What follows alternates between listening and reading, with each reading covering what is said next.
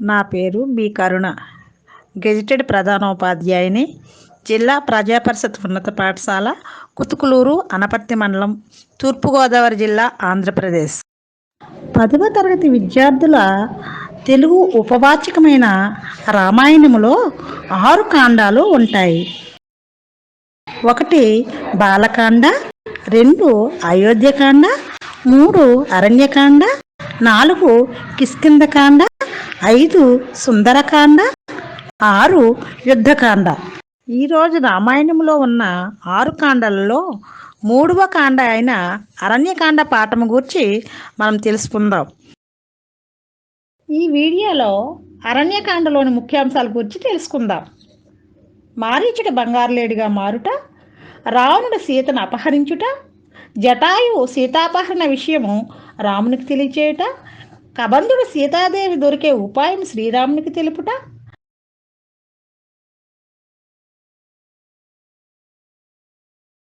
అభ్యసన లక్ష్యాలు. సీత ఇష్టాన్ని తోసివేయలేక ఆ మాయలేడిని చంపి అయినా సరే తేవడానికి సంసిద్ధుడయ్యాడు శ్రీరాముడు అని గ్రహిస్తారు. యతి రూపంలో వచ్చిన రావణ్ణి ఆసనము మీద కూర్చుండబెట్టి సముచితంగా అతిథి మర్యాదలు చేసింది సీత అని తెలుసుకుంటారు. జటాయు రావణుడు సీతను అపహరించాడని శ్రీరామునితో తెలిపాడు అని గుర్తిస్తారు. మారీచుడు బంగారులేడిగా మారి శ్రీరాముని ఆశ్రమ ప్రాంతంలో తిరుగుతున్నాడు. పూలు కోయడానికి వచ్చిన సీతాదేవి ఆ జింకను చూసి ఆశ్చర్యపడింది. రామలక్ష్మణులను పిలిచింది. వారు ఆ మృగాన్ని చూశారు. లక్ష్మణుడు అది మాయామృగమేనని నిస్సంశయంగా పలికాడు. మారీచుడే ఈ రూపంలో వచ్చి ఉంటాడన్నాడు. వేటకు వచ్చే రాజులను మాయామృగ రూపంలో చంపడము మారీచుడికి కొత్తదేమీ కాదన్నాడు. ఇలాంటి లేడి ప్రపంచంలో ఉండదని అనుమానాన్ని వెలిబుచ్చాడు. సీత మాత్రం పట్టు వదలలేదు. తనకు అదెంతో నచ్చిందని తీసుకురావాలని కోరింది. తెస్తే ఆశ్రమంలో క్రీడామృగంగా ఉంటుందని, అయోధ్య చేరాక అంతఃపురానికే అలంకారం అవుతుందని ఆశించింది. సీత ఇష్టాన్ని తోసివేయలేక ఆ మాయాలేడిని చంపైనా సరే తేవడానికి సంసిద్ధుడయ్యాడు శ్రీరాముడు. సీతాదేవి రక్షణ విషయంలో జటాయు సహాయంతో అప్రమత్తంగా ఉండమని లక్ష్మణ్ణి ఆదేశించాడు. మాయలేడిని పట్టుకోవడానికి బయలుదేరాడు. మృగాన్ని ప్రాణంతో పట్టుకోవాలని శతవిధాలా ప్రయత్నించాడు శ్రీరాముడు. అందినట్టే అంది, అందకుండా పరుగు తీస్తున్నది ఆ మృగము. ఇక లాభం లేదనుకుని బాణాన్ని సంధించాడు, ప్రయోగించాడు శ్రీరాముడు. బాణపు దెబ్బకు తాటి చెట్టంత ఎత్తి ఎగిరి భయంకరంగా అరుస్తూ పడిపోయాడు మారీచుడు. నిజ స్వరూపముతో రాముని కంఠధ్వనిని అనుకరిస్తూ అయ్యో సీత, అయ్యో లక్ష్మణ అని బిగ్గరగా అరుస్తూ ప్రాణాలు విడిచాడు. ఈ మాటలకు సీతా లక్ష్మణులు ఎంత కలవరపడతారోనని భయపడినాడు శ్రీరాముడు. మారీచుని కంఠధ్వని రామునిదిగా భావించి సీత ఆందోళన చెందింది. శ్రీరాముడు ఏదో ఆపదలో చిక్కుకున్నాడని తలచింది. ఆదుకోవడానికి వెంటనే వెళ్ళమని లక్ష్మణుని పురమాయించింది. లక్ష్మణుడు చలించలేదు. ఇది శ్రీరాముని స్వరం కాదన్నాడు. మారీచుడి మాయాజాలమన్నాడు. అమ్మా, నీ రక్షణ భారము శ్రీరాముడు నాకు అప్పగించాడు. నిన్ను ఇలా ఒంటరిగా వదిలి వెళ్ళలేనని స్పష్టం చేశాడు. సీత ఆవేశము రెండెంతలయ్యింది. మనసులో ఏదో దుష్టాలోచనతో ఇలా ప్రవర్తిస్తున్నావని నిష్ఠూరోక్తులాడింది. చేసేది లేక లక్ష్మణుడు బయలుదేరడానికి సంసిద్ధుడయ్యాడు. అమ్మా, నీకు భద్రమగుగాక, వనదేవతలు నిన్ను రక్షింతురుగాక, నాకు అపశకునాలు తోస్తున్నాయి. మళ్ళీ నువ్వు మా అన్నతో కలిసి ఉండగా చూసే భాగ్యం కలుగుతుందో లేదో అని వాపోయాడు. సీత మౌనంగా ఉన్నది. అక్కడి నుంచి వెళ్ళడానికి ఏమాత్రమో మనస్కరించకున్నా సీతకు నమస్కరించి శ్రీరాముడు వెళ్ళిన దిశగా నడిచాడు లక్ష్మణుడు. లక్ష్మణుడు వెళ్ళడాన్ని గమనించాడు రావణుడు. అదే అదునుగా సన్యాసి వేషంలో సీత సమక్షానికి వచ్చాడు. యతి రూపంలో వచ్చిన రావణుణ్ణి ఆసనం మీద కూర్చుండబెట్టి సముచితంగా అతిథి మర్యాదలు చేసింది సీత. మధ్య మధ్యలో రామలక్ష్మణుల కోసము వాకిలి వైపు చూస్తున్నా సీతకు నిరాశే మిగులుతున్నది. రావణుడు సీతను గురించిన వివరాలు అడిగాడు. తెలిపింది. సన్యాసి వివరాలను కోరింది. తాను రాక్షసరాజు లంకేశ్వరుడినని ప్రకటించాడు. తనను పతిగా స్వీకరించమని అడిగాడు. అలా చేస్తే అంతులేని భోగ భాగ్యాలతో విలసిల్లుతావని ఆశ చూపాడు.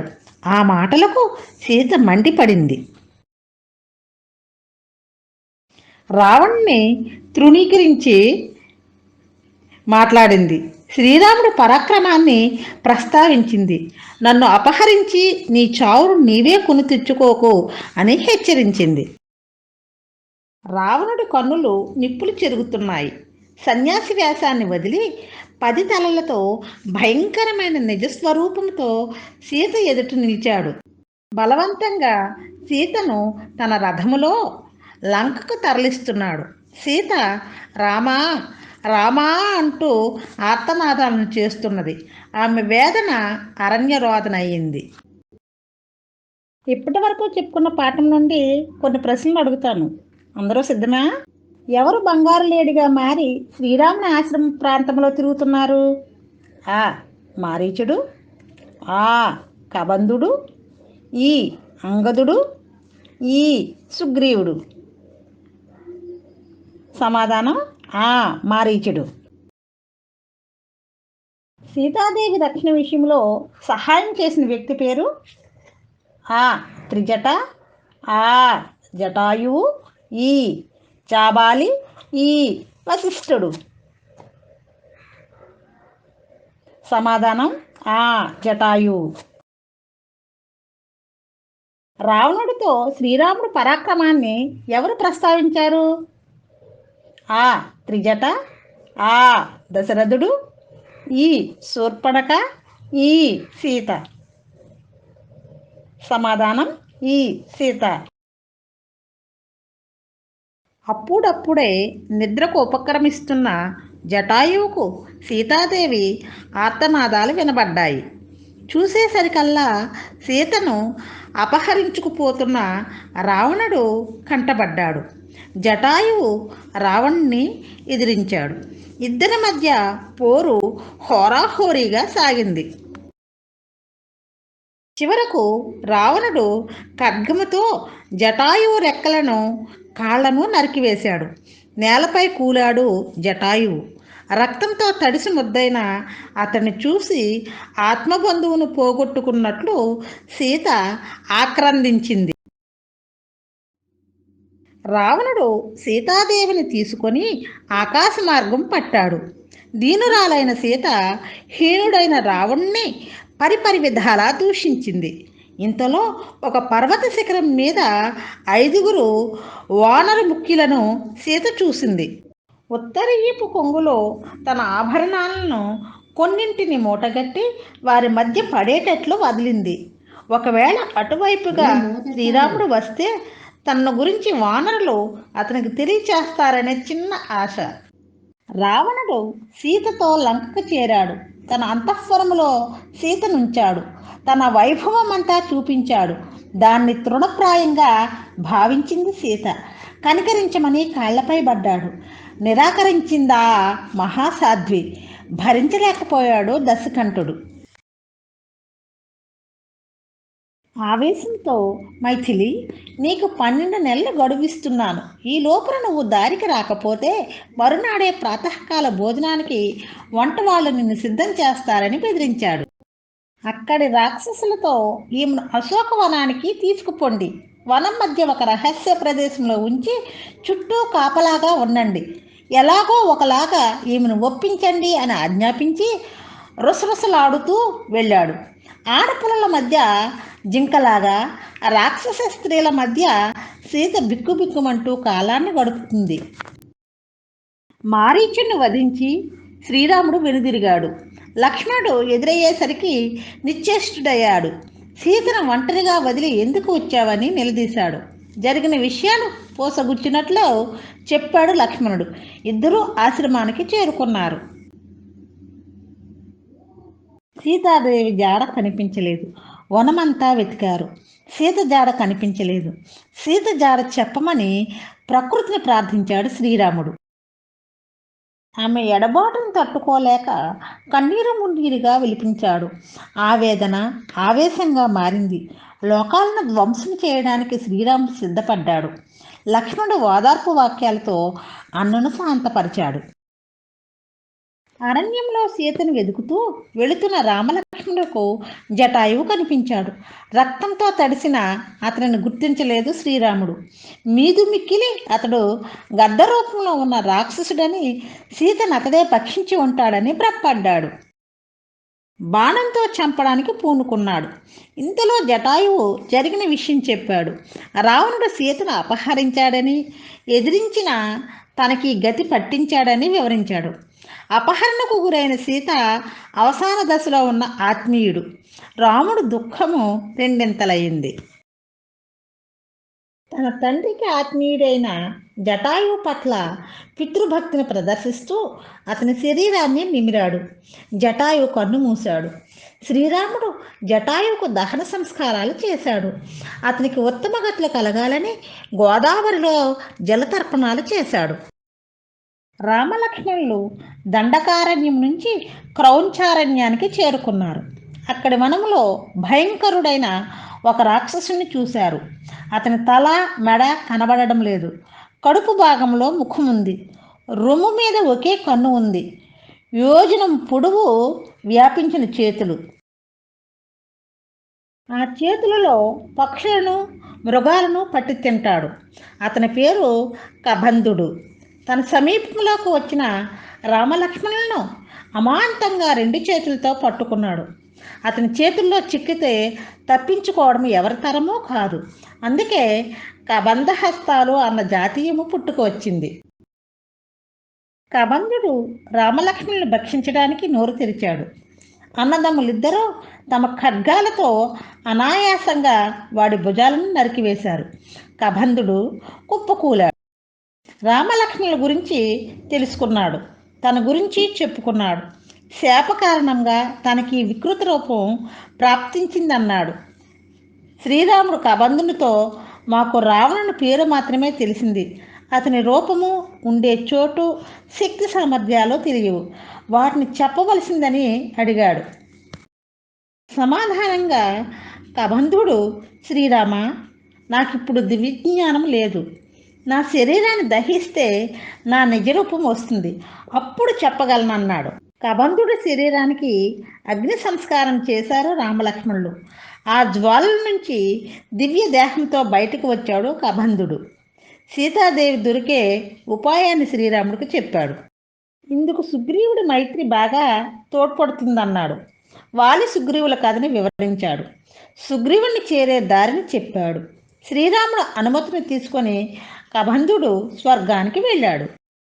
కబంధుడు సూచించిన మార్గంలో ప్రయాణిస్తూ పంపా సరస్సున్న ప్రాంతానికి చేరారు రామలక్ష్మణులు. ఆ తీరంలో ఉన్న శబరి ఆశ్రమానికి వెళ్ళారు. శబరి తపస్సిద్ధురాలు, జ్ఞాన వయోవృద్ధురాలు. శ్రీరామ దర్శనంతో ఆమె తనువు పులికించింది. పంపా తీరంలో దొరికే పండ్లను స్వామికి సమర్పించింది. తన జన్మ ధన్యమైనట్లు భావించింది. శ్రీరాముడు అనుమతి పొంది తన దేహాన్ని అగ్నికి ఆహుతి చేసి అగ్నికాంతితో ఊర్ధ్వలోకాలకు వెళ్ళింది. అక్కడ నుంచి ఋష్యమూక పర్వతానికి ప్రయాణమయ్యారు రామలక్ష్మణులు.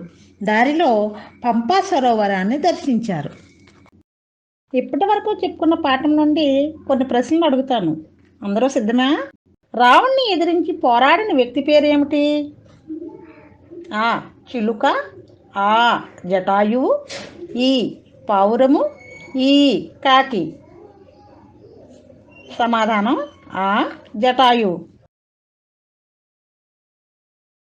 కబంధుడి భుజాలను నరికివేసింది ఎవరు? ఆ. త్రిజట. ఆ. దశరథుడు. ఈ. శూర్పణఖ. ఈ. రామలక్ష్మణులు. సమాధానం ఈ. రామలక్ష్మణులు. శ్రీరాముని దర్శనంతో ఎవరి తనువు పులకించింది? ఆ. శబరి. ఆ. దశరథుడు. ఈ. శూర్పణఖ. ఈ. మారీచుడు. సమాధానం ఆ. శబరి. ఇప్పటి వరకు పాఠం శ్రద్ధగా విన్నారు. పరీక్షల్లో ఈ అరణ్యకాండ నుండి ఎలాంటి ప్రశ్నలు అడుగుతారో చూద్దాం. ముందుగా వ్యాసరూప ప్రశ్నలు చూడండి. 1. సీతాపహరణ వృత్తాంతాన్ని రాయండి. 2. కబంధుడు గూర్చి తెలపండి. అంతేకాదు ఈ అరణ్యకాండ నుండి అడగదగిన పాత్ర స్వభావాలు చూద్దామా మరి? 1. మారీచుడు. 2. జటాయువు. 3. శబరి. 4. కబంధుడు.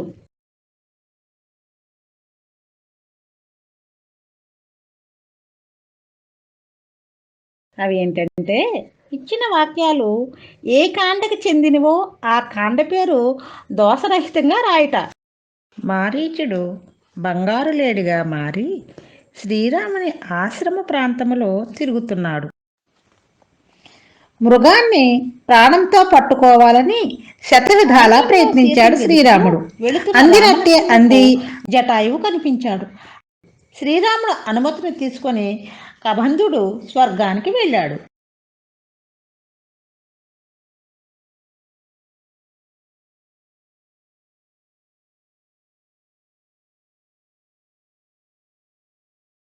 ధన్యవాదాలు. ఈ అరణ్యకాండను బోధించడానికి అవకాశం కల్పించిన ఎస్సీఆర్టీ వారికి ప్రత్యేక ధన్యవాదాలు.